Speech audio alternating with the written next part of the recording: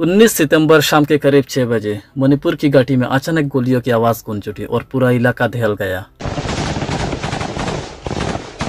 दरअसल national highway 2 पर जब 33 असम राइफल्स का काफिला गुजर रहा था और तभी उस पर होता है लगातार हमला। From Manipur now there has been an attack on an army convoy.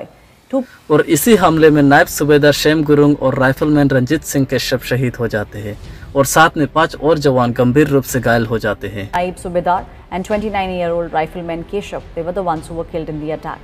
5 other soldiers have been injured. अब सवाल यह है, क्या आपने इस खबर को नेशनल मीडिया पर चिल्ला कर बोलते हुए सुना? नहीं, क्योंकि ये कश्मीर नहीं है और यह सो कॉल्ड TRP कम मिलता है।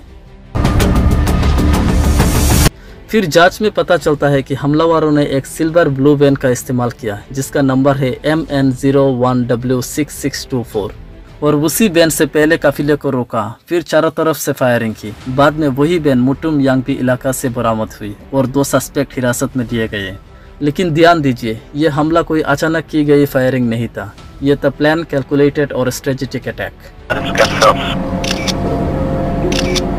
क्योंकि हमलावरों ने ठीक उसी जगह हमला किया जो AFSPA के दायरे से बाहर था। AFSPA यानी arm forces special power act. इस एक्ट के अंदर सेना को मिलता है स्पेशल पावर्स, बिना वारंट अरेस्ट करना, सर्च करना और जरूरत पड़ने पर फायरिंग कर। लेकिन 2022 में सरकार ने कहा हालात सुधर रहे हैं और वैली के कई हिस्सों से AFSPA हटा लिया गया, यानी हालात ठीक उसी लूपहोल को टारगेट करके किया गया।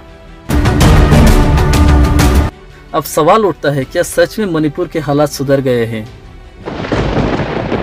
पिछले 1.5 साल से इतनी कॉन्फ्लिक्ट कुकी और मैतेई समुदाय के बीच जारी है।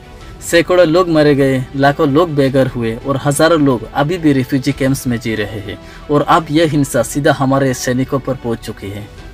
सोचिए, अगर यह हमला कश्मीर में होता तो नेशनल टीवी पर 24 घंटे डिबेट होती, आतंकी हमले, पाकिस्तान का इन्वॉल्वमेंट, नेशनल सिक्योरिटी खतरे में है। लेकिन मणिपुर में जवान शहीद हुए, सस्पेक्ट पकड़े गए, गाड़ी भी बरामद हुई, फिर भी नेशनल मीडिया चुप। क्योंकि यहाँ सिर्फ आतंकवाद की कहानी नहीं है, बल्कि गवर्नमेंट की नाकामी, इतनी कॉन्फ्लिक्ट और AFSPA के पॉलिटिकल मिसयूज की भी कहानी है। यही सच्चाई है, मणिपुर का नाम आते ही मीडिया असहज हो जाता है। यही कारण है कि 2 जवानों का शहादत पर भी इतनी चुप्पी है।